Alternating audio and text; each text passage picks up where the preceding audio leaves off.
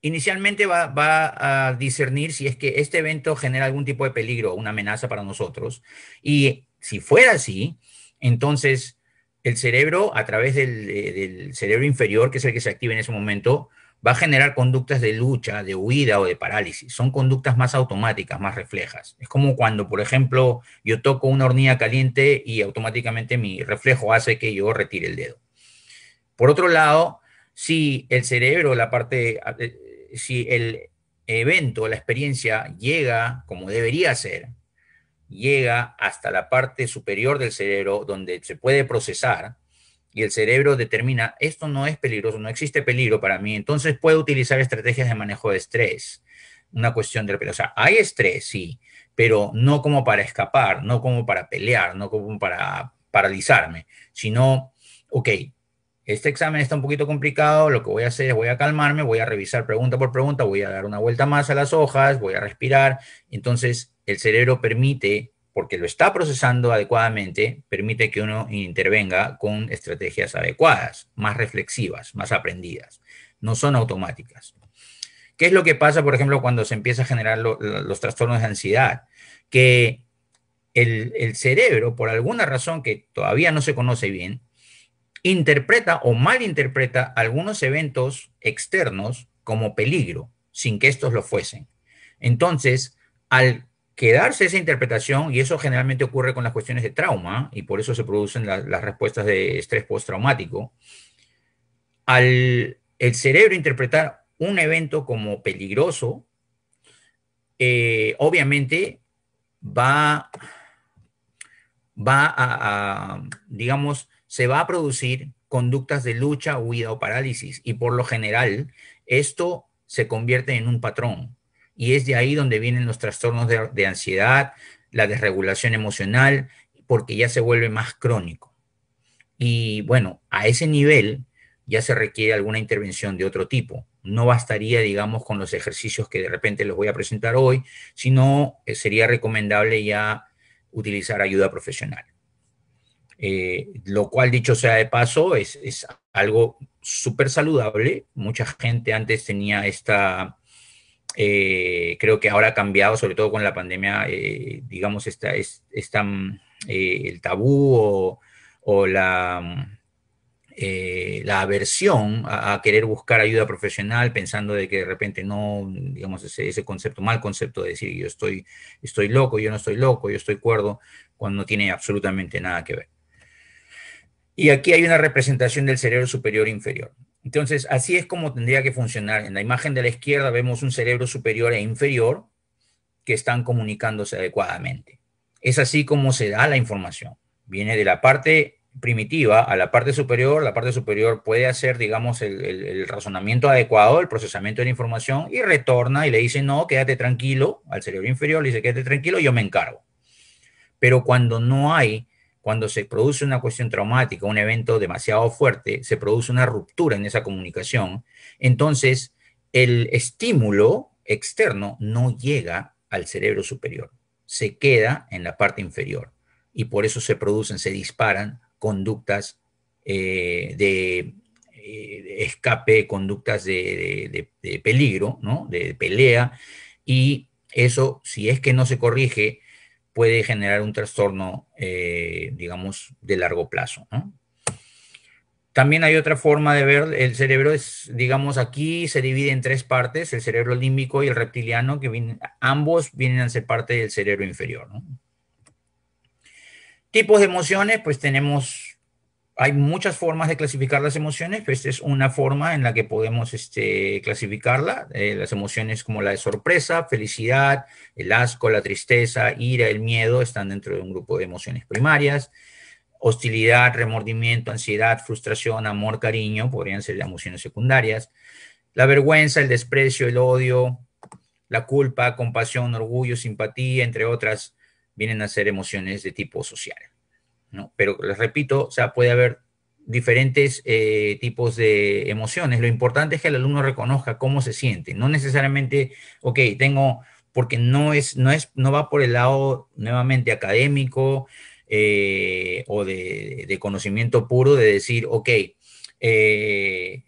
mis emociones, ok, mi emoción, estoy ahorita con una emoción primaria, estoy ahorita con una emoción social. No, no va por ese lado, sino sencillamente decir, me siento triste, estoy feliz, siento un poco de vergüenza, siento culpa, me siento frustrado, tengo ansiedad. Esa es la forma en la que enseñamos a reconocer. Esto es para una, digamos, una referencia, pero no, en realidad, es para parte de incluir en la presentación. Esto es un poquito más, más significativo, ¿no?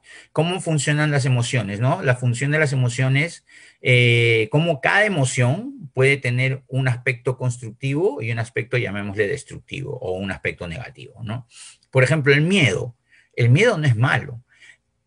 Y ya que menciona la palabra, el decir malo, tenemos que empezar por decirle a nuestros alumnos y a nuestros hijos, de repente a nuestros sobrinos, que sentir no es el problema. Sentirse, por ejemplo, sentirse triste, sentir miedo, sentir tristeza, es completamente normal, porque somos seres humanos y sentimos. El problema es qué hacemos con nuestros sentimientos. La respuesta que le damos a los sentimientos es lo que nos puede generar algunos problemas de desadaptación. Entonces, a veces decimos, ¿por qué te sientes triste si eso no? Pero me siento triste, pues. Pero esa es la respuesta de mi organismo ante tal evento. Me siento triste, es normal. Hay que validar las emociones, hay que aprender a que, digamos, nuestros alumnos puedan decir, tengo miedo de participar. ¿Por qué tienes miedo? Pero tengo miedo, tiene miedo el alumno. Nadie les dice que seamos sobreprotectores, pero que aprendamos a entender, porque les digo algo, si yo no aprendo a validar o a valorar las emociones propias, mucho menos lo voy a hacer con las emociones del vecino. Si no me importan mis propias emociones, mucho menos me va a importar cómo se sienta la persona que está a mi costado. Creo que eso tiene bastante sentido. Entonces parte por ahí. Entonces el miedo, por ejemplo, cumple con una función de autoprotección y si se utiliza de la manera adecuada, si se interpreta de la manera adecuada, nos va a brindar seguridad, fortaleza, precaución. Pero si no se, digamos, se procesa adecuadamente, nos va a llevar al pánico. El amor es una emoción que tiene la función, digamos, de vinculación, ¿no? Cuando nos sentimos atraídos por una persona o no, en este caso una relación amorosa, pero también tipos de relaciones con hermanos, con padres. Entonces, cuando hay un manejo constructivo de esta emoción, existe la autoestima, se genera autoestima y la estima de las otras personas. Cuando esto de repente se trastoca, ¿no? Puede generar una dependencia o una codependencia, en donde ambas personas asumen un rol, digamos, disfuncional, que es interpretado como amor, como cariño, pero en realidad es que uno necesita del otro para sentirse validado dentro de lo que uno cree que es amor. ¿Ok? Y así, cada emoción tiene una función que puede ser positiva, puede ser negativa, desde el punto de vista de la interpretación que le demos a los pensamientos. Entonces, continuamos. ¿Me permites interrumpirte, Lucho? No, a ver, adelante. No juegues con mis emociones, por favor. Lo que te quería decir es que finalmente estamos en vivo a través del Facebook y le hemos recomendado mucho a los docentes que cuando termine la reunión que regresen a ella porque el video se queda Ujú.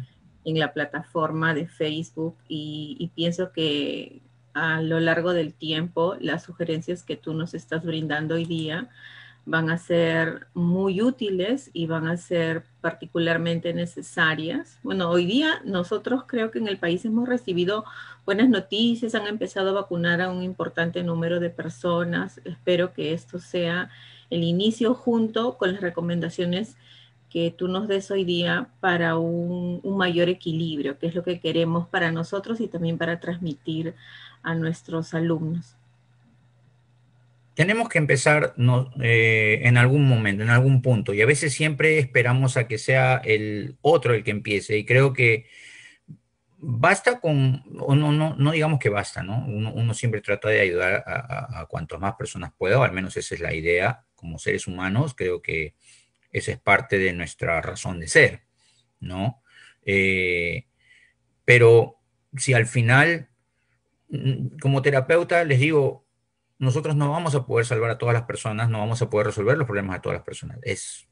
Porque es más, el cambio tiene que venir con la iniciativa de la persona en sí, de la persona que nos viene a ver. Entonces yo haría mal en sentirme culpable de si es que no logro ayudar a una persona como yo quisiera, como me encantaría poder hacerlo con todos, pero la efectividad no depende de mí solo, sino es de la relación terapeuta-cliente. Pero si podemos ayudar a una, dos, tres personas al máximo de nuestro potencial, creo que estamos ayudando al cambio global en la forma de ver las cosas, ¿no? Entonces, tiene que empezar en algún punto y creo que tiene que empezar con nosotros. Bueno, entonces vamos a ver un poquito de lo que es la llamada inteligencia emocional como parte de la introducción. Ya estamos entrando a la parte de aprendizaje socioemocional, ¿no? Poco a poco. La inteligencia emocional surge justamente a raíz de lo que les comentaba, o el concepto se empieza a estudiar más a raíz de lo que les comentaba, de que había un sobreénfasis en la parte académica, en la parte numérica, en la cuestión de solamente valorar scores y puntajes directos. Entonces se empieza a estudiar lo que es la inteligencia emocional y se define en un inicio, Salovey y Meyer en el 90 la definen como la habilidad para percibir, valorar, comprender, regular y expresar emociones con el fin de promover el crecimiento emocional e intelectual. La capacidad, luego, en el 98, Goldman dice, es la capacidad de reconocer nuestros propios sentimientos y los ajenos, de motivarnos y manejar bien las emociones en nosotros mismos y en nuestras relaciones. Si alguien levanta la mano y me dice cuál es la diferencia obvia entre las dos, le pongo una carita feliz. Yo no tengo otras cosas, pero alguien me podría decir, es evidente, creo, que la diferencia en la evolución del concepto está ahí. Bueno, ahora estamos haciendo high five gracias a ti también. No sé quién quiera participar. Yo no tengo la respuesta. Bueno, se las doy.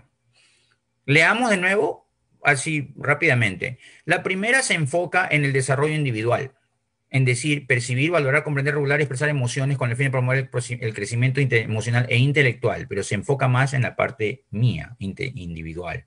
La otra se expande ya a reconocer nuestros sentimientos y los ajenos, porque la inteligencia emocional tiene que ver con la forma como nos relacionamos también. Entonces, vemos cómo el concepto se fue desarrollando o fue evolucionando a lo que es ahora. El segundo concepto es, digamos, el que refleja más la actualidad. ¿Y qué tiene que ver la inteligencia emocional con el aprendizaje socioemocional? Pues bien, la inteligencia emocional es el producto final del aprendizaje o la enseñanza socioemocional.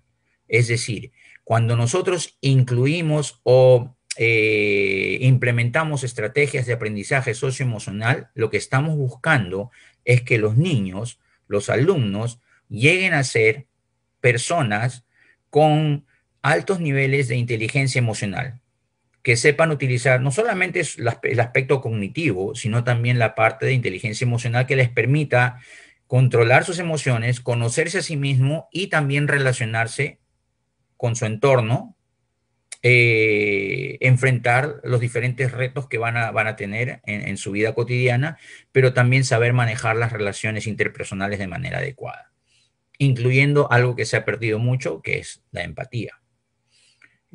Vamos a ver poco a poco, como les dije, y vamos entrando más en detalle al tema principal. Entonces, ahora sí, el aprendizaje socioemocional, ¿no? Es el proceso a través del cual los niños y adultos adquieren y aplican efectivamente los conocimientos las actitudes y las habilidades necesarias para comprender y manejar las emociones, establecer y lograr metas positivas, sentir y mostrar empatía por los demás, establecer y mantener relaciones positivas y finalmente tomar decisiones responsables. Entonces, estamos hablando de saber relacionarnos, de saber, de conocernos mejor, conocer nuestras habilidades, conocer nuestras debilidades, nuestros aspectos, digamos, flácidos, y poder tratar si no mejorarlos, al menos tomarlos en cuenta al momento de tomar una decisión. Un ejemplo muy puntual. A la hora de... Veamos justamente cómo ha evolucionado esto, ¿no? Muy interesante. Eh, Cuando teníamos que escoger una carrera, no sé si muchos recuerdan en la época de los 70s, 80s, las carreras eran pues, o que todos los padres querían era, quiero que seas doctor, quiero que seas abogado, quiero que seas ingeniero, una cuestión así. Y era pues basado en, digamos, el nivel económico que te daban esas carreras, ¿no? Tienes que, para que ganes mucho dinero y era una cuestión así. Hoy en día, si yo, por ejemplo, no tengo habilidades numéricas o matemáticas, de repente no podría ir, no, sería muy arriesgado tentar una carrera que tenga que ver con esa habilidad, ¿no? No sé, contabilidad, economía, ingeniería industrial o electrónica. Y por el contrario, si mis habilidades son más por el lado de las letras, de repente puedo ir por el lado de las leyes. Entonces, tratar de que el conocimiento nuestro nos lleve a tomar decisiones responsables también, tomando en cuenta cuáles son nuestras fortalezas y cuáles son nuestras debilidades, no solamente pensando en lo que digamos mi impulsividad o lo que yo quiero, ¿no? En cuestión de deportes también, si quiero practicar un deporte, tengo que ver, digamos, cuáles son algunas de las destrezas físicas que más domino.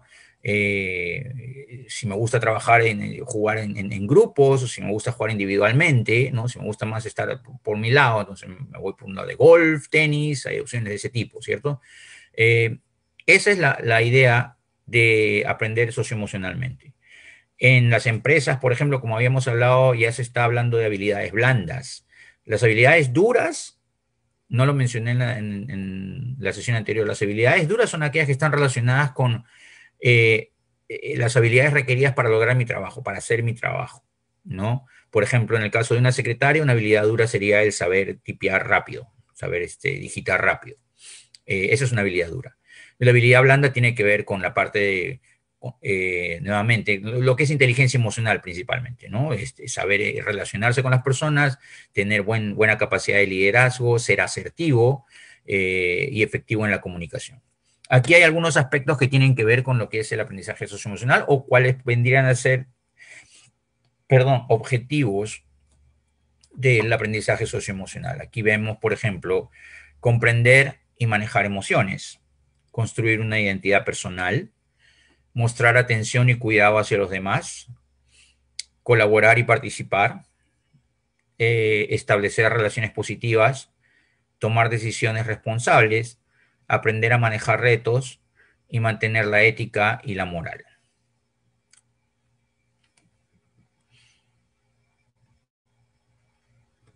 Me fui para atrás.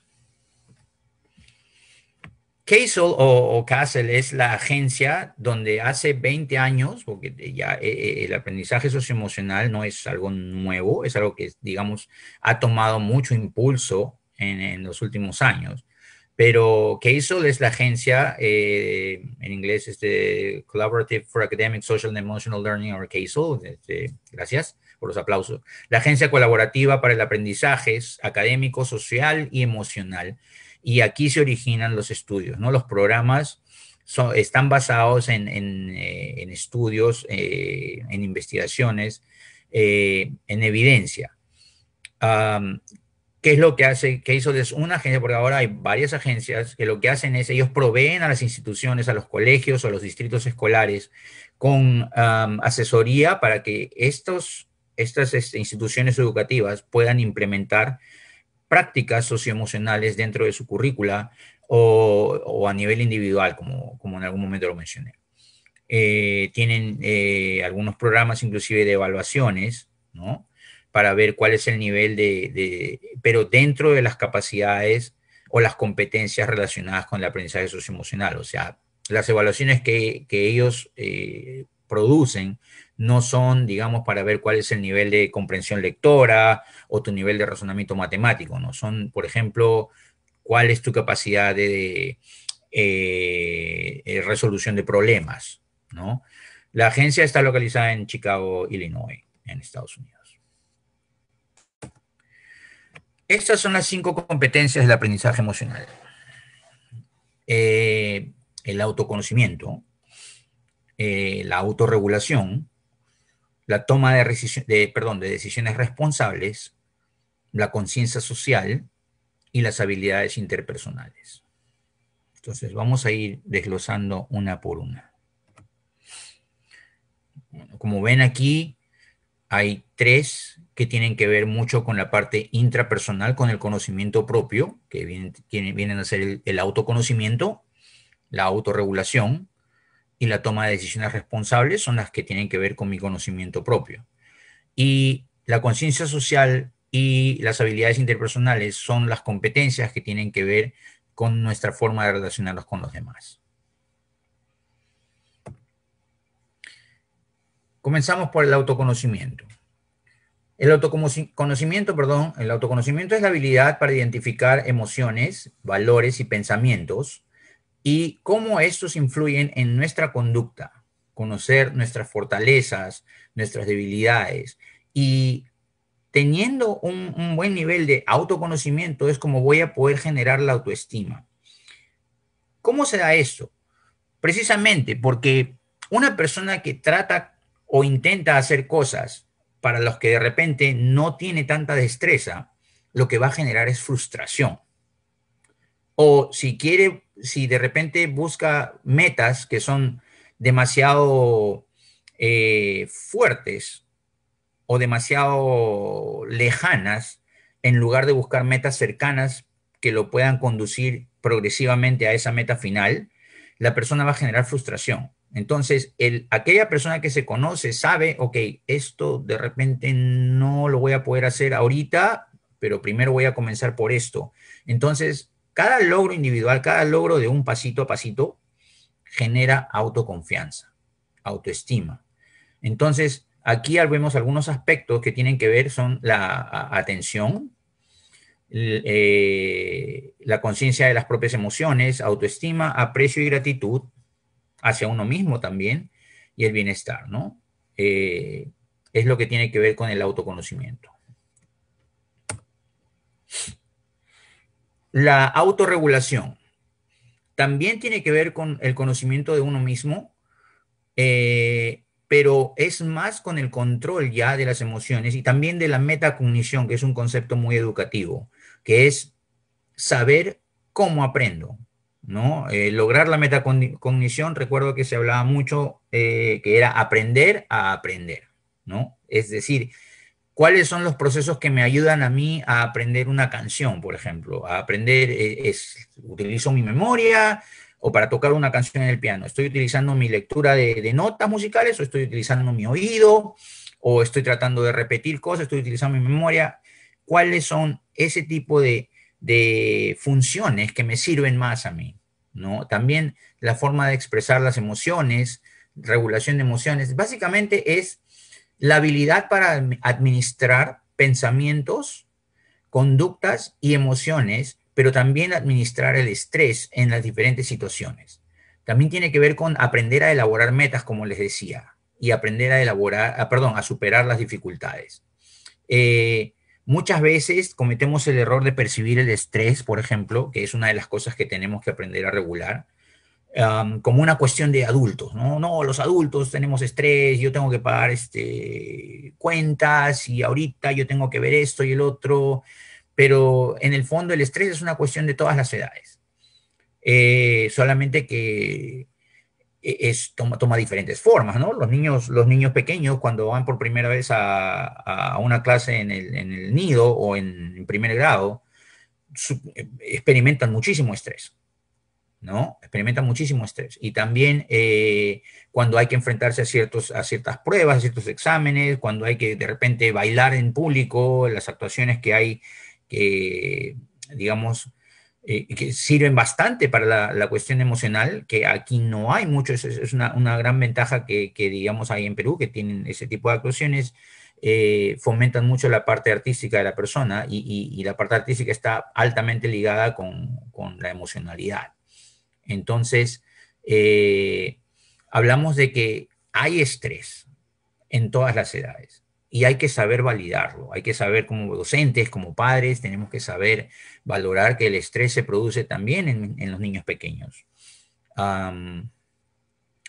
Luego obtenemos la otra competencia es la toma de decisiones responsables, ¿no? Tiene que ver también con la capacidad de resolución de conflictos.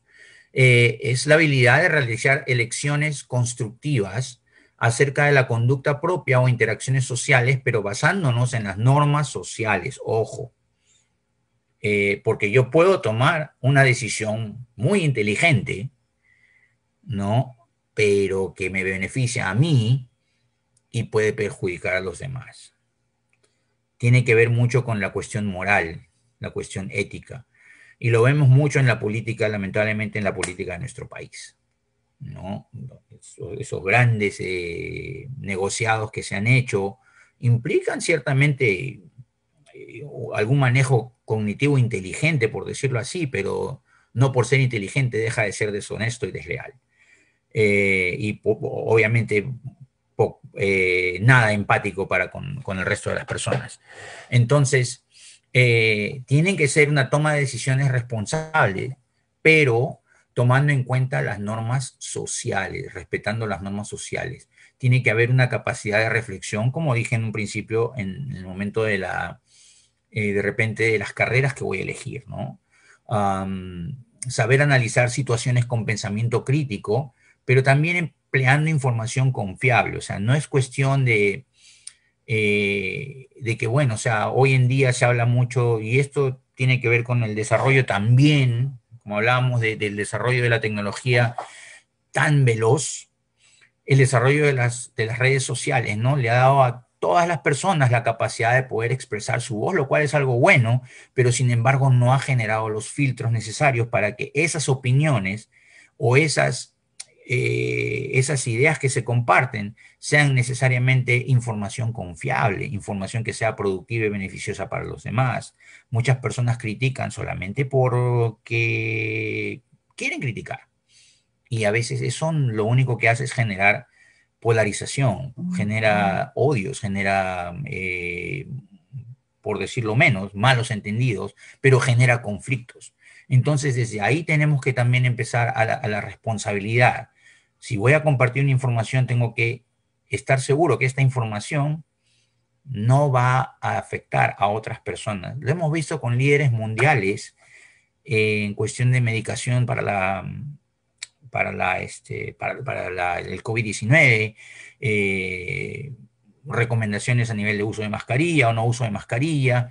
Entonces, vemos que no hay esa, y nuevamente vuelvo a referirme al término de empatía porque para mí es una cuestión que la experimento día a día, veo cómo el sentido del derecho crece y crece o ha crecido y la empatía de las personas ha bajado, la individualidad ha bajado, pero significativamente.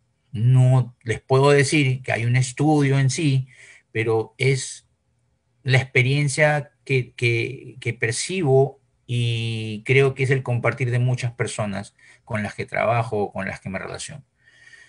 Bueno, continuamos. Habilidades interpersonales es la otra competencia. Tiene que ver con nuestra capacidad de comunicación asertiva, decir lo que pienso, pero decirlo respetuosamente, no necesariamente dorar la píldora como decimos en español. Podemos decir las cosas tal cual como son, pero con respeto. Y la otra persona tiene que tener la misma capacidad de recibir esa crítica, porque es una crítica basada en algo como habíamos hablado anteriormente, ven la relación una con otra. Las personas tienen que tener la capacidad de recibir críticas constructivas y poder de repente defender su punto de vista, pero sin cuestiones, sin llegar a, digamos, a la radicalización, ¿no? Las habilidades interpersonales tienen que ver con responsabilidad, con mi responsabilidad. Si yo estoy acordando con otra persona en elaborar un trabajo, por ejemplo, y tengo un compromiso para entregar ese trabajo en tal fecha, pues parte de esa responsabilidad tiene que ver con cumplir esas fechas. La inclusión. Eh, Había mencionado en un principio, al inicio de la primera sesión, de que las sociedades están cambiando en su estructura, y es verdad. Hoy en día hay mucha inclusión, eh, pero creo que aún falta organizar más estas prácticas inclusivas, no solamente en las escuelas, sino en las sociedades. Hay muchos cabos sueltos aún por ese lado. La resolución de conflictos es otro aspecto importantísimo que se tiene que dar en las habilidades interpersonales. Y por ejemplo, la interdependencia no es codependencia. Ojo, interdependencia no es codependencia. Interdependencia es que cada uno realiza su función. Cada uno realiza la función que tiene establecida dentro de un equipo, una organización. Si yo soy el defensa del lado izquierdo, no me puedo ir corriendo a marcar el lado derecho porque estoy afectando, digamos, la estructura de mi equipo. Lo pongo en el fútbol por, digamos, un deporte que adoro, por decirlo menos.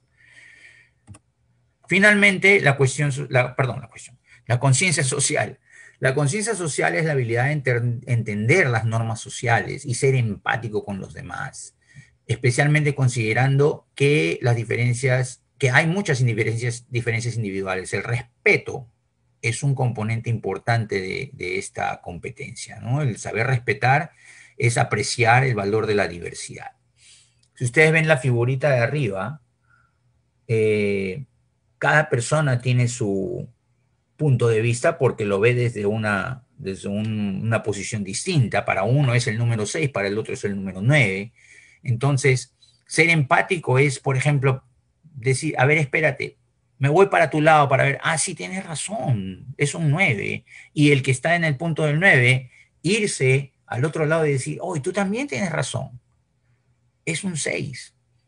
Entonces, empatía es ponerse en los zapatos de la otra persona y tratar de entender cómo se siente y más aún si es que lo que yo hago te afecta de alguna manera o afecta a esa persona de alguna manera. Entender que mis acciones tienen un impacto, puede ser directo o indirecto en los demás, ¿no? Indirecto podríamos decir polución también, ¿no? La contaminación. La contaminación ambiental es una cuestión que no afecta directamente a mi hermano, a mi vecino, pero a largo plazo, si yo contamino, estoy afectando a todos los demás, todas las personas que viven en este planeta. Entonces, conciencia social tiene que ver mucho con empatía.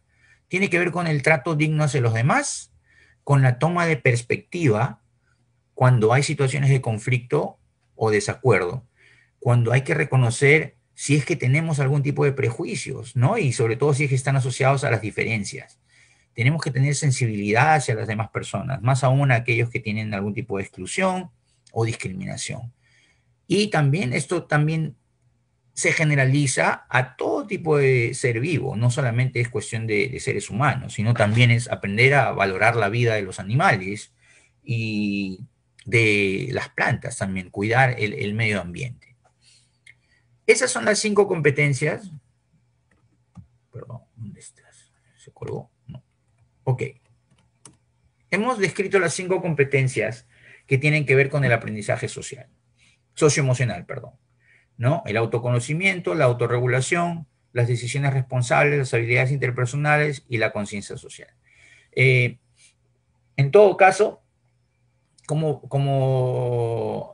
vemos, no hay este tipo de aprendizaje está más dedicado a lo que es la parte socioemocional, definitivamente. No vemos mucho que haya aquí componentes académicos, componentes cognitivos, porque no es la idea, porque ya de por sí la educación tiene que ver con ese tipo de conocimientos. Entonces, nos movemos ahora a ver qué características o qué es lo que tendría que hacer un docente cuando quiere involucrarse con enseñanza socioemocional. A nivel personal, en primer lugar, tomar responsabilidad de sus propios procesos formativos. Es decir, ser consciente si es que tiene algún déficit en algo, si es que de repente puede mejorar o tiene que mejorar en algún área específica. Cuidar su salud, por supuesto, cuidar su cuerpo, alimentación, deporte, sueño, el descanso es importantísimo, el sueño es importantísimo. Eh, Hay que cultivar la atención plena también, que es, la atención plena es lo que en inglés es el mindfulness, ¿cierto? Meditar es una forma de mindfulness, no es necesariamente todo, no necesariamente, mindfulness no es un sinónimo de meditación, pero la meditación sí puede ser una forma de mindfulness. Poner atención a nuestros propios estados emocionales y cómo los manejamos. Cultivar el autoconocimiento, cultivar relaciones personales constructivas, cultivar nuestra mente, mantenernos actualizados, estudiar y aprender. Voy a saltearme algunos slides para poder enseñarles algunas cosas, como les dije, de la presentación previa, que creo que tienen que ver con esto. Pero en primer lugar, si ustedes ven cuáles son las características del docente, son básicamente que el docente también se incluya a sí mismo en un aprendizaje socioemocional, que el docente sea capaz de reconocer sus emociones. Estoy molesto el día de hoy, ¿sabes qué? Voy a tomarme 5 minutos antes de empezar mi clase. Estoy molesto, voy a llamar a mi hermano, le voy a preguntar esto, le voy a preguntar algo. De repente le voy a dar 5 minutos a mis alumnos, voy a pensar en para no darles mala imagen, voy a darles una actividad constructiva de 5 minutos mientras yo de repente me relajo, pienso un poquito. Entonces, autoconocer nuestras ideas, si voy a tocar o me toca enseñar un tema que es un poquito, digamos, delicado y con el que yo tengo algunas ideas que no me permiten ser objetivo o imparcial, entonces también tomarlo en cuenta, porque tengo que respetar las ideas de mis alumnos y ellos se tienen que formar sus propias ideas, es parte de la instrucción. Entonces no puedo influenciar directamente en las opiniones de ellos con mis propias opiniones, ¿cierto? Sobre todo si son temas, digamos, que pueden llevar a una polarización. Cultivar relaciones personales constructivas. En algún momento hablaba yo de que tenemos que saber escoger a las personas con las que nos involucramos. Hablé yo de contagio emocional. Creo que la tengo por aquí. Déjenme ver, por favor. Contagio emocional.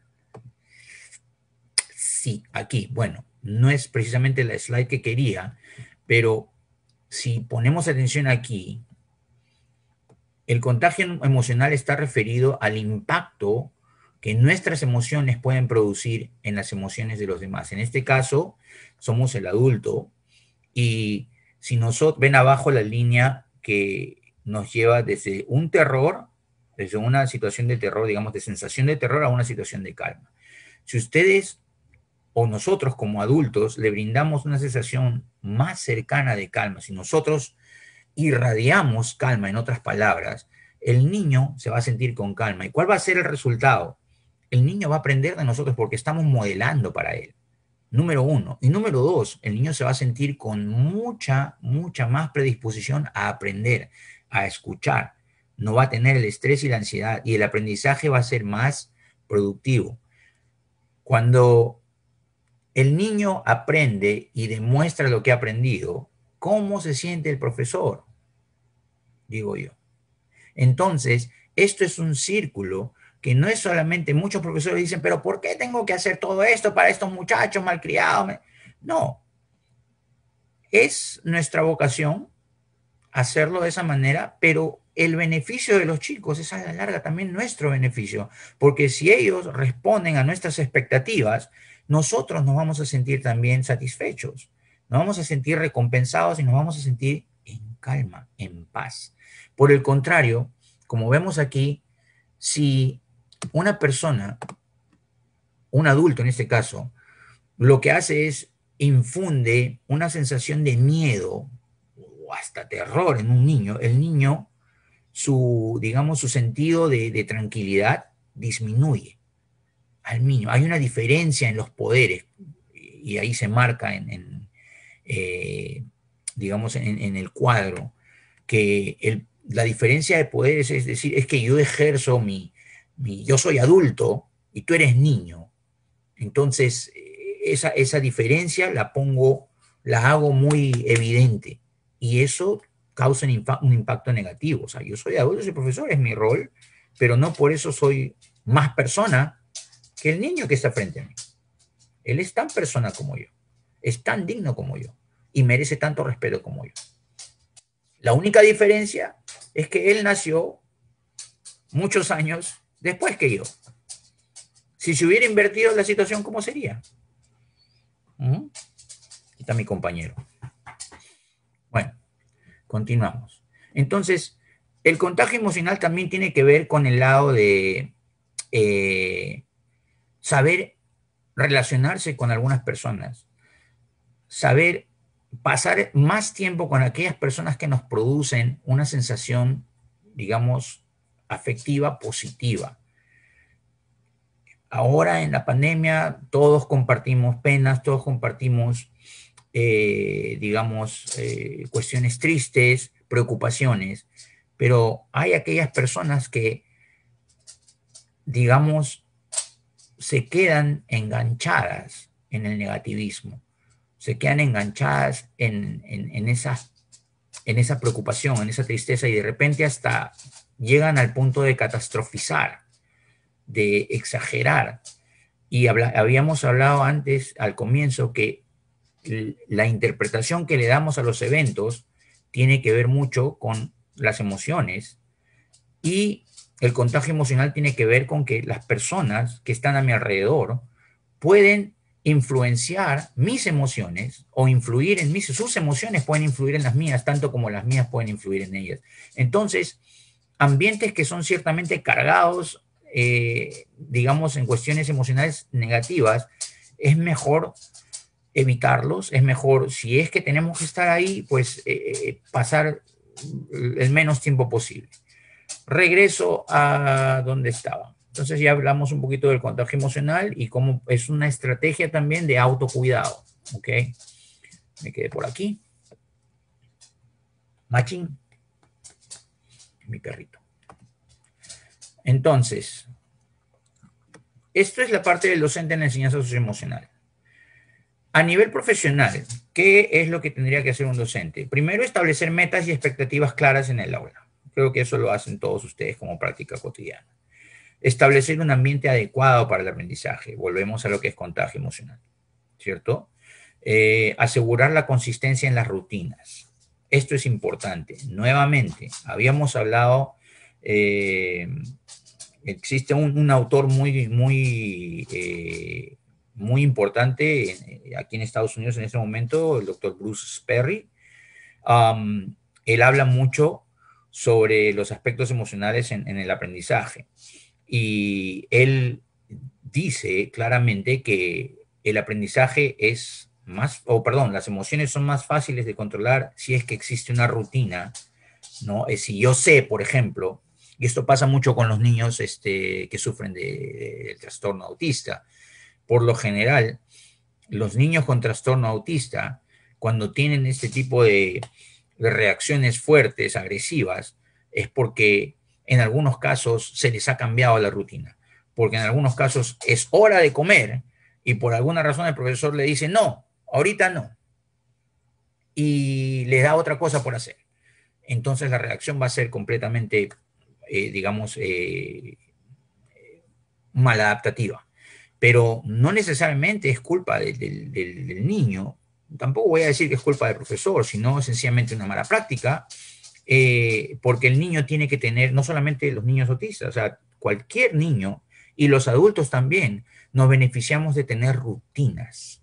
Por algo utilizamos organizadores, utilizamos agendas, porque queremos tener una rutina, nos sentimos más tranquilos con una rutina, sabemos qué es lo que va a pasar mañana. La incertidumbre genera demasiada ansiedad. Entonces, el hecho de tener rutinas claras con mis alumnos, los exámenes esos sorpresa que habían antes, creo que ahora también debe haber, ¿no? Pero generaban una cantidad de ansiedad, pero tremenda. Y por eso es que digamos que no es recomendable tener ese tipo de prácticas. Bueno, hay que fomentar relaciones de enseñanza-aprendizaje, por ejemplo, lo que les dije hace un momento en lo que es contagio emocional, de no sentirme que yo soy maestro, tú eres alumno, sino no necesariamente que haya un respeto, fomentar un respeto, pero no el respeto autoritario, ¿sí? No basado en temor. Y hay que también aprender a identificar y resolver conflictos rápida y efectivamente. La institución educativa también forma parte de esto, ¿no? Si es que se está dando la parte de aprendizaje socioemocional a nivel de toda la institución, tiene que establecerse metas y expectativas claras a nivel de institución. Lo mismo que se hace en un salón, pero para toda la institución y para los profesores, el personal administrativo y todo aquel que tenga, que trabaje en esa institución. Hay que buscar asignar los recursos, ¿no? Los económicos, filosóficos y pedagógicos estratégicamente. Hay que proteger el tiempo del docente. Es importante eso. Sé que muchos de ustedes están descuidados y todo eso, pero a veces tenemos que saber lidiar con esas situaciones también. La institución tiene que planear, coordinar y evaluar la enseñanza y el currículum, pero todo esto en trabajo conjunto con los docentes. Promover la participación del docente en su desarrollo profesional. El docente tiene que saber identificar, o en grupos identificar, oigan, ¿saben qué? Hay una nueva tendencia en cuestión de enseñanza de matemáticas, ¿qué les parece? Yo no conozco mucho de eso, tú que tanto sabes, entonces hay que inscribirnos en este curso, ¿no? Buscando la forma de lo que más se necesite. Ofrecer sugerencias ante retos comunes a la enseñanza también. Entonces, hay algunas sugerencias aquí para la implementación del aprendizaje socioemocional en el aula, ¿no? El docente va a crear el ambiente necesario, sí, porque es la persona que está a cargo, es la cabeza, ¿no? Crea el ambiente necesario para la implementación de las actividades socioemocionales. Como dije en un principio, no hay un formato único para el aprendizaje o la instrucción socioemocional. Se puede dar a nivel de un aula. O sea, yo soy profesor y yo quiero implementar algunas actividades con mis alumnos, lo puedo hacer, ¿no? Lo puede hacer todo el colegio. Lo puede hacer todo el distrito o la UCE, por decirlo así, ¿no? El distrito escolar. Se puede hacer a través de una actividad corta.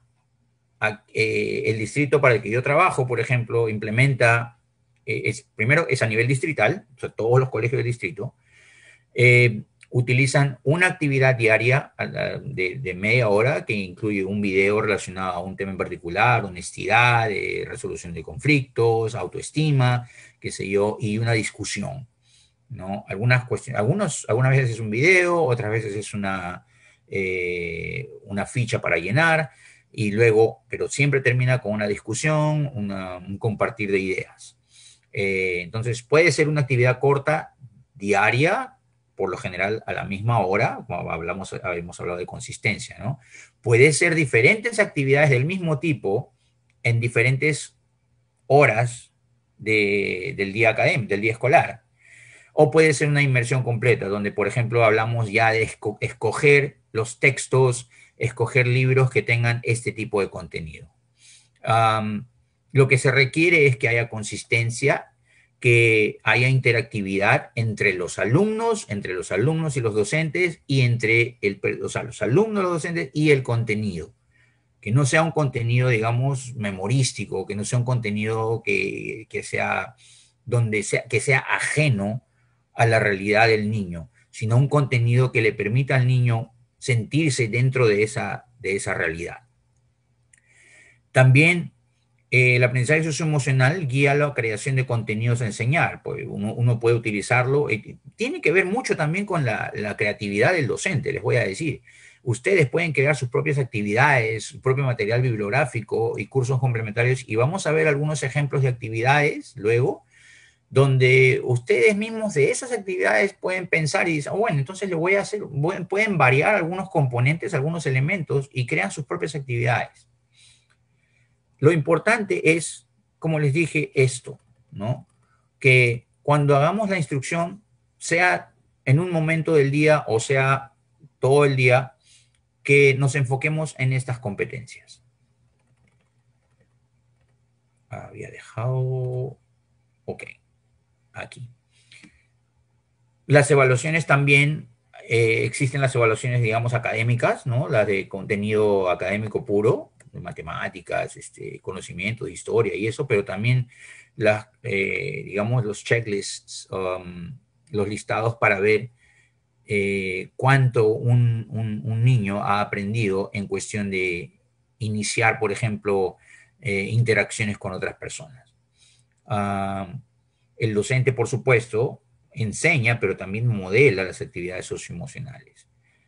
Y se integran las actividades con las demás actividades instruccionales. O sea, no es que tiene que ser algo completamente separado, como vamos a ver un par de ejemplos por ahí. Entonces, comenzamos con algunos ejercicios aquí. 10 minutos de atención plena. Es una actividad corta que se está usando en muchos colegios. ¿Qué es la atención plena? Como lo podemos ver ahí, la atención plena es, aquí es ¿cómo se puede decir? Una ambigüedad en inglés, ¿no? Mindful, o sea, ¿qué quiere decir? ¿Es tener la mente llena de cosas? O como la tiene el perrito, ¿no? Mindful, que es estar alerta, estar, digamos, atento a todas las cosas que se están dando. Por aquí tengo algo de mindful, otra yapita. ¿Dónde estás? Aquí está. Ok. Mindfulness. La atención plena, ¿no? Es un enfoque estricto en el presente, en un hecho o un objeto, pero de manera concreta. O sea, lo que yo hago con mindfulness es olvidarme del pasado, olvidarme del presente, porque cuando uno piensa mucho en el pasado, es nulo porque es imposible de cambiar, y de la misma forma el futuro no lo podemos predecir. Entonces, gastar el tiempo en pensar en el pasado y en el futuro, en decisiones que ya tomamos o cosas que no vamos a poder controlar, es de más. Entonces, el mindfulness es olvidarnos de todo y de repente cojo un lapicero y cierro los ojos y empiezo a sentir su textura y empiezo a describirlo a la vez que voy respirando lentamente. Lo observo y veo la forma, lo trato de comparar en cuestión de tamaño, el color, siento si tiene algún aroma. También puedo probar a ver si sirve o no. Creo que este ya está viejito. Pero la idea es enfocarse en un objeto, como digo, puede ser un evento, pero exclusivamente en ese estímulo y dejar de lado cualquier otra cuestión que pueda estar ocurriendo en el momento. En la última parte dice, permite disfrutar el momento y contrarrestar el piloto automático. Es decir, nuestro piloto automático es aquel que no hace cuestiones rápidas, el que estamos acostumbrados a hacer las cuestiones cotidianas. Bueno, romper ese momento y dedicarnos solamente a una actividad en particular, a un momento en particular. Eso es lo que tiene que ver con atención plena o mindfulness. ¿Y eso se puede enseñar a los alumnos? Por supuesto que sí. Lo podemos hacer al inicio de las clases, ¿no? Y también puede ser de manera virtual. Sé que hay retos con la cuestión virtual. Es complicado, pero así como en algún momento les dije, como terapeuta no puedo controlar todas las situaciones. Es también difícil poder lograr un 100% de efectividad en las clases, no solamente las virtuales, sino también en las clases presenciales. Y tenemos que también tener eso en cuenta. Más sobre atención plena, algunos ejercicios, por ejemplo, que podemos darle a los chicos.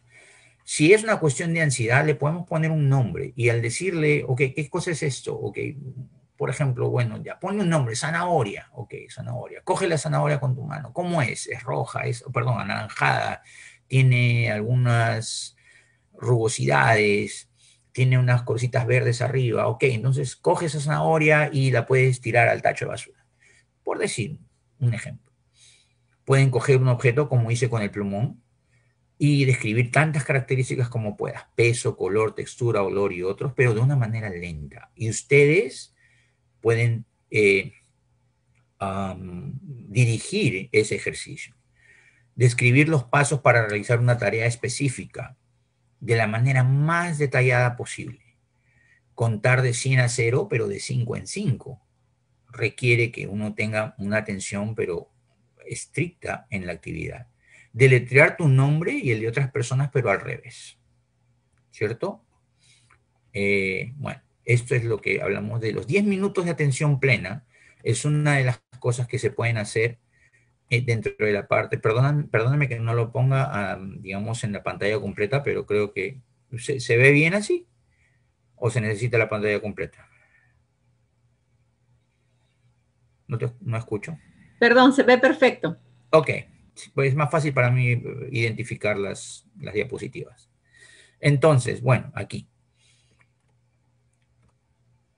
Miren, me lo había traído aquí, pero en inglés. Ok. Son las mismas, ¿no? Las mismas actividades. Y meditación al final, pero como les expliqué antes, meditación es un ejercicio, no es que meditación es exactamente, es un sinónimo de mindfulness. Mindfulness toma muchas formas, muchos diferentes ejercicios, pero la meditación es uno de ellos. Entonces, aquí, por ejemplo, estas son lecturas específicas que se ha obtenido, que yo saqué de... Hay páginas que tienen contenido socioemocional como Newsela, Rethink, más en inglés. Por ejemplo, ¿no? Elefantes consuelan a sus amigos molestos. Es un artículo. O sea, ustedes pueden trabajar comprensión lectora aquí, pero también están trabajando la parte de empatía. O sea, en animales, pero lo ven, lo transferimos a nosotros y lo podemos hacer. O sea, ¿cómo consuelas tú a tus amigos? Pueden hacer una pregunta de ese tipo. ¿Cómo consuelas tú a tus amigos? ¿No? ¿Cómo consuelan los elefantes a los otros elefantitos? ¿No? ¿En qué situaciones nosotros tenemos que consolar a nuestros amigos?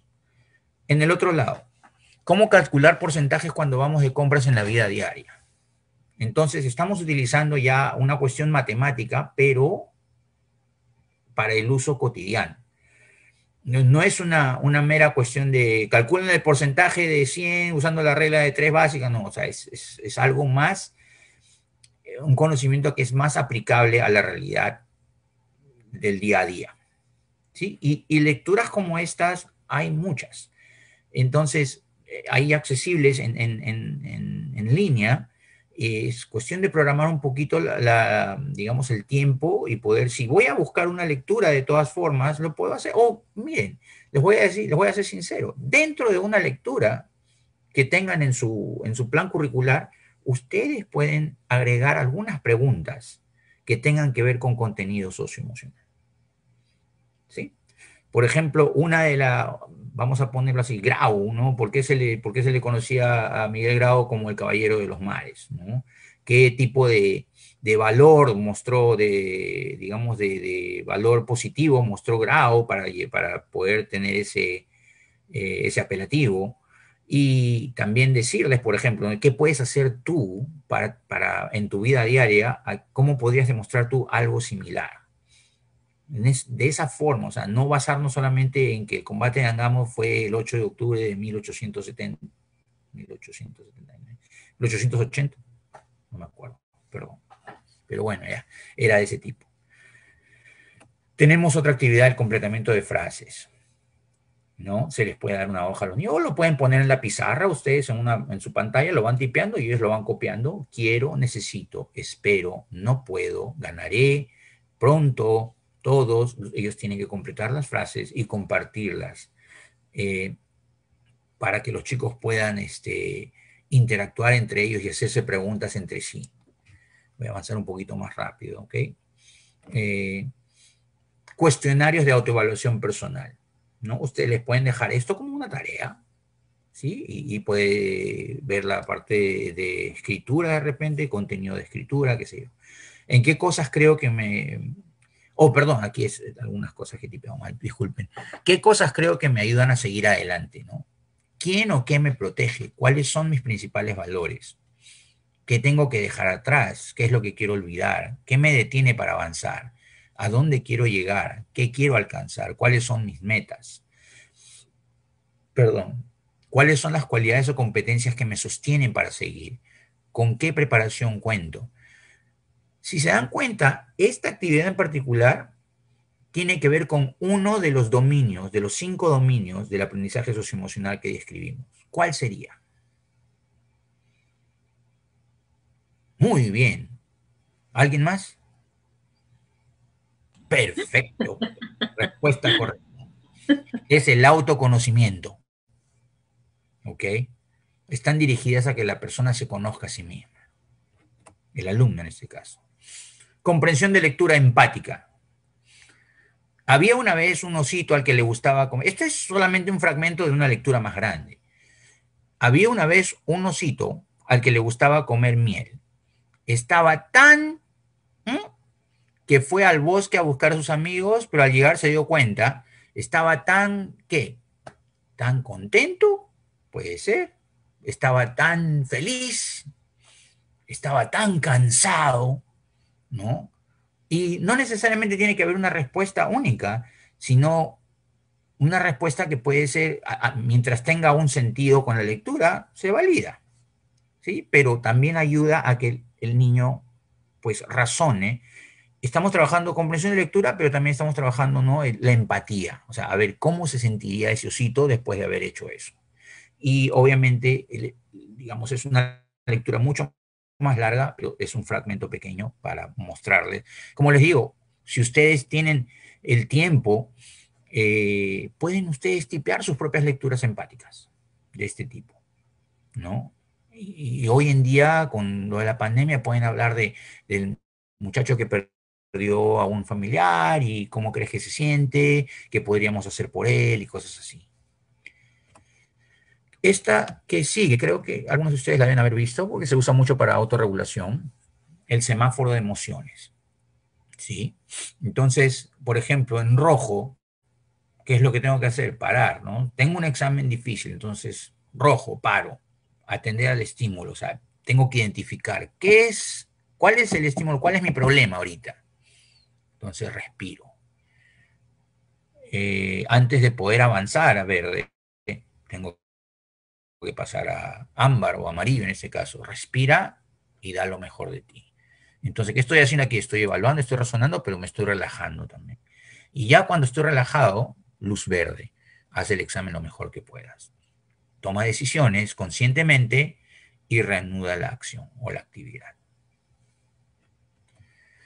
Una charada de personajes famosos. Yo aquí, por ejemplo, esta la saqué yo de internet pensando en los héroes que tenemos en Perú, un poco como para reflotar, digamos, los valores por aquellas personas que pelearon por el país. Entonces, no tanto por el cuándo nació Miguel Grau, cuándo murió Andrés Avelino Cáceres, qué grado militar tenía, sino más por el lado de qué los hizo a ellos héroes o qué características personales se les conoce a ellos, qué características positivas personales se les conoce a ellos. No necesariamente el hecho de haber saltado del morro como Alfonso Ugarte, que es coraje, valor de ahí, pero como persona que se haga una especie de investigación, puede ser, sobre aspectos personales que van más allá de la parte militar. Y creo que puede haber, hay biografías que detallan las características personales de cada uno de ellos. Y esas características se pueden resaltar como seres de la comunidad, como miembros de una comunidad, no tanto como con el valor militar, que es indiscutible, pero también se puede rescatar el valor como personas que tenían. Y bueno, cuando digo charada es porque cada alumno puede ser asignado a un distrito. Si lo quieren hacer con cantantes, lo quieren hacer con TikTokers, si lo quieren hacer con guerreritos o combatientes, como quieran. Pero la idea es que cada muchacho haga una lista de estas características y diga, bueno, ok, la persona que me ha tocado investigar es esta persona, esta persona fue así, así, la comunidad los reconocía por esto y el otro y todo eso, ¿no? Algo así. El bote salvavidas es una actividad que se puede hacer de manera presencial, más que nada porque es, por ejemplo, estar en grupos, es el trabajo, tiene que ver con el trabajo en equipo, pero también con valorar la importancia de los demás. Por ejemplo, son 10 chicos y en un momento dado voy a decir, ok, el bote se va a hundir y hay botes salvavidas, cada bote salvavidas tiene espacio para 4 personas, entonces los chicos tienen que correr y formar grupos de 4. 4 aquí, 4 acá, van a sobrar 2. ¿Sí? Y luego cambio. Bueno, ahora el bote salvavidas tiene capacidad para 3 personas. 3, 3, 3, queda 1. Y de esa forma se ve, digamos, la necesidad de tener, la necesidad o la importancia de otras personas en mi vida, ¿no? Este es un clásico, la de los 2 burritos. Se puede trabajar poniendo, esa es la imagen, pero yo puedo darle 2 problemas a cada muchacho, un problema similar, y fomentarlos a que aprendan que si los 2 van a querer resolver el problema al mismo tiempo, de repente va a tomarles mucho más tiempo y de repente ninguno de los 2 lo va a poder resolver. Que primero entre los 2 colaborativamente pueden resolver uno y luego resolver el otro. Y ambos se benefician de esa manera. Emparejar emociones. Aquí, por ejemplo, se coge una figura con un smile y como ven ustedes, son diferentes ejemplos de ejercicios para diferentes niveles, ¿no? Se puede poner una imagen de una carita feliz entre tantas emociones que hay, ¿no? Tristeza, frustración, y la persona que le ha tocado esa carita feliz tiene que modelarla para que el resto lo pueda adivinar. Algo bien sencillo. Entre diferentes tipos de actividades que se tienen. Esto digamos, cuando estaba pensando en el autoconocimiento, me acordé de este cuadernito que teníamos muchos, el slam, y que era una forma en la que nosotros expresábamos lo que nos gustaba, lo que no nos gustaba, nuestras emociones, lo que comíamos, lo que no comíamos, y lo compartíamos con alguien, porque otra persona los leía, nuestros compañeros lo leían, y había por ahí quienes querían adivinar, este es fulano de tal, este es fulana de tal, y a nadie creo que le molestaba, o sea, era una forma más libre de compartir. Pero sí, o sea, había estas cosas. Y aquí, por ejemplo, vemos algunas fotografías. Miren el trabajo de equipo.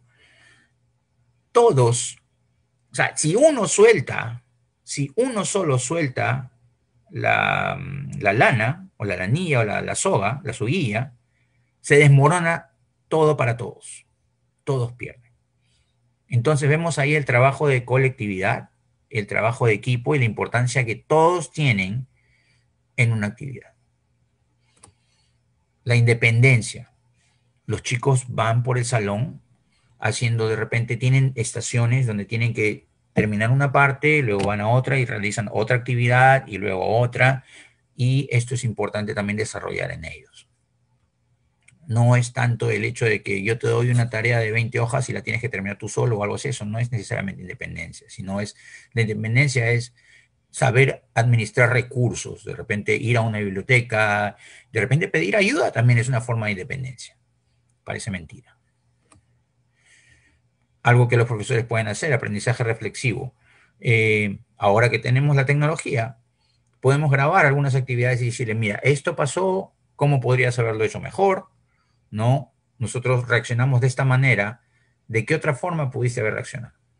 ¿Qué otras qué otras estrategias podríamos haber usado?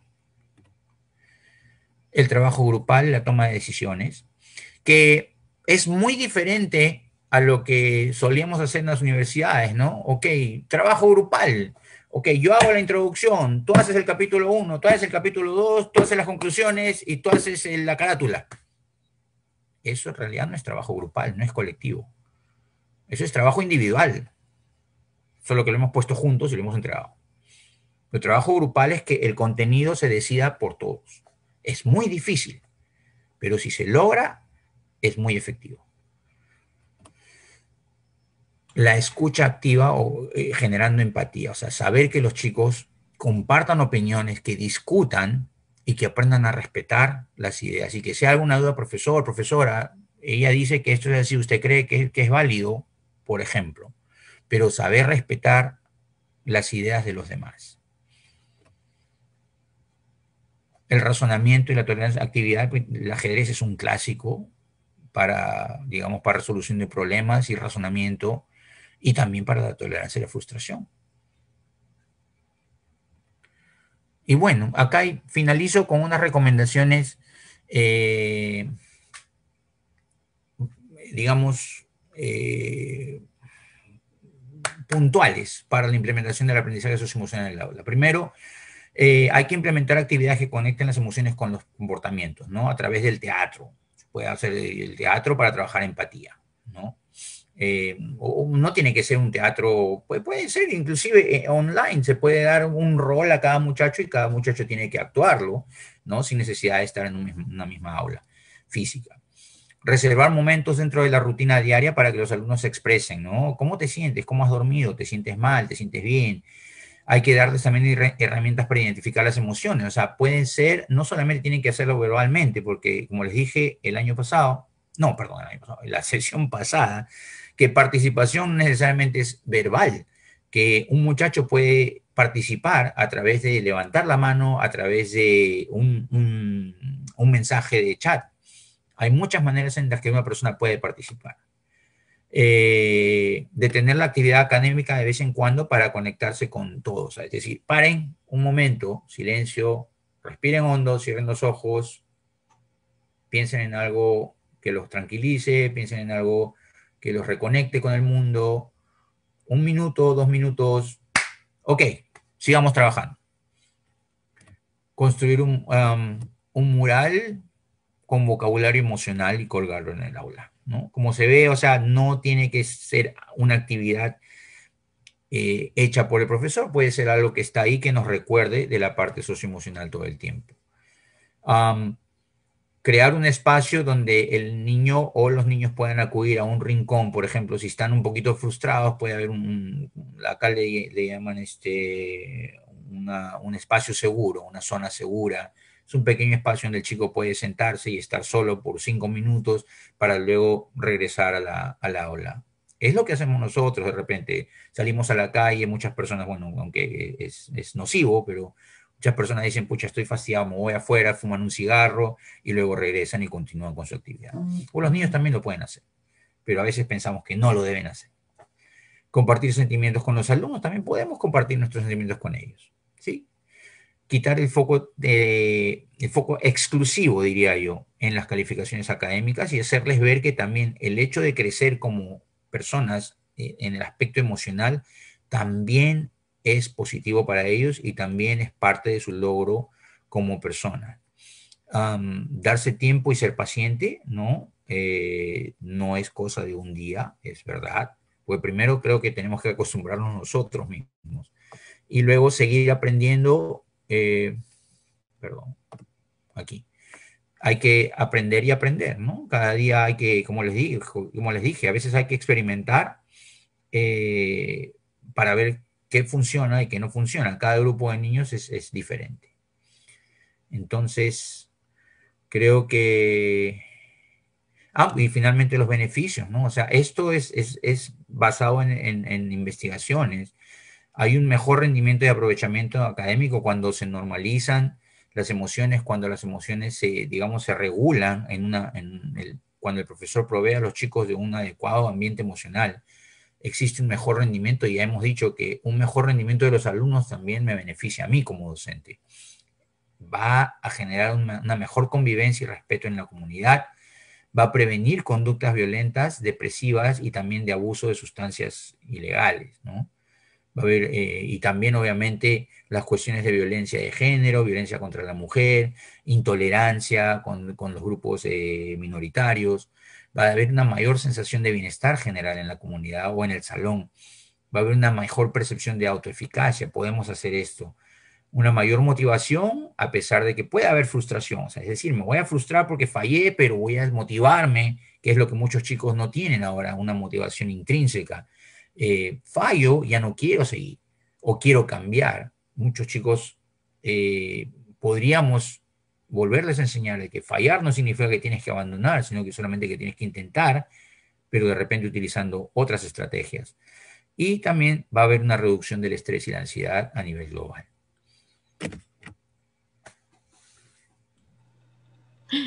Lucho, te quiero comentar que nosotros debemos terminar la sesión ya. Sí, Y si hubiera, y quisiera invitar a todos, tanto a las personas que nos están siguiendo en el en vivo como a través de quienes nos han acompañado en la plataforma de Zoom, quería comentarles que les estamos haciendo llegar junto con la información para el certificado una encuesta en la que también pueden mencionar temas que quisieran que abordemos relacionados con el aspecto psicológico de la actividad educativa. Tú mencionabas que no es necesario o de repente en estos momentos o siempre deberíamos de intentar controlar estresores innecesarios, ¿no? Como estas pruebas que ya no recuerdo el nombre porque me parece que son una actividad ya cada vez menos frecuente, estas pruebas sin aviso o de repente evaluaciones que los estudiantes, cuyo formato los estudiantes no conocen, que ya de por sí la evaluación, no necesariamente el contenido puede generar estrés, ¿no? Dentro de los comentarios que recibíamos, hay tres temas que pienso que en algún momento podríamos abordar. Uno es el relacionado con las mascotas. Nos dicen que, y lo acabo de ver que mientras tú hablabas, que ha habido un aumento en la adopción y quizás en la compra, bueno, una actividad que yo con la que no estoy de acuerdo, pero sí ha habido un incremento, ¿no? En la tenencia de mascotas ahora a raíz de la pandemia y cuán beneficioso es contar con ellas en una situación como la que estamos viviendo. El segundo, que tiene que ver con el estrés, está relacionado al estrés debido al exceso de información que recibimos en la actualidad, ¿no? Que estamos todo el día conectados. Y en tercer lugar, el estrés no necesariamente de la información, pero sí el uso, si existe un uso o un beneficio con relación a las redes sociales. Entonces, queremos invitar a todas las personas que nos han acompañado hoy día a formularnos algunos temas que ellos quisieran que veamos en el futuro y que en el momento que quieran que regresen a la sesión para con más detalle tomar nota de todo lo que tú has compartido el día de hoy. A nombre de la universidad y del Centro de Idiomas quiero agradecerte por la información. Nosotros vamos a seguir a lo largo del año con estos temas tan necesarios incluso antes o sin pandemia, ¿no? Como bien decías tú, esto es igual de importante que el aspecto cognitivo que muchas personas por mucho tiempo han subrayado, ¿no? La parte cognitiva de repente motiva mucho a los padres y ellos también son personas que necesitan que nosotros orientemos para que abracen, al igual como dices tú hoy, el aspecto emocional que también va a generar bienestar dentro de la escuela, dentro de la institución y en la vida posterior a la vida de estudios. No sé si tú tienes algo que mencionar antes de terminar. De por sí, la información es muy rica y bastante contenido que de repente da para 3 horas y no necesariamente hora y media. ¿Puede ser alguna? Ah, bueno, o sea, solamente reiterar el agradecimiento a ustedes por la invitación nuevamente. Espero que la información haya sido relevante para todos. Eh, y como dices tú, yo creo que a veces hay que ponernos en los zapatos de todos para poder entender cómo lo que hacemos puede afectar a otras personas. Y, por ejemplo, muchos papás, quizás nosotros decimos que ellos se enfocan mucho en la parte académica, y es verdad, pero es que también las exigencias de las instituciones educativas, por ejemplo, universidades, hacen eso. Entonces los papás quieren un futuro, digamos, mejor para sus hijos, entonces se ven obligados a también fomentar la parte académica para que sus hijos puedan acceder a esas universidades o a trabajos mejores. Entonces, el cambio es sistémico. Tiene que empezar por los niños, por los docentes, pero también por las instituciones, eh, digamos, educativas de adultos, o también los trabajos, ¿no? Que no solamente valoran la parte de puntajes estándar, como le llamo yo, o la parte numérica o académica, sino también que sepan valorar a la persona por lo que es, por su calidad humana, por su calidad de persona, porque eso también a la larga es parte de ser un buen alumno, es parte de ser un buen profesional en el futuro, y en cualquier ramo. Solo Muchas eso, gracias, y Lucho. gracias a todos. Mm. Gracias a todos por asistir y gracias por las conclusiones. Nos vemos pronto. Suerte.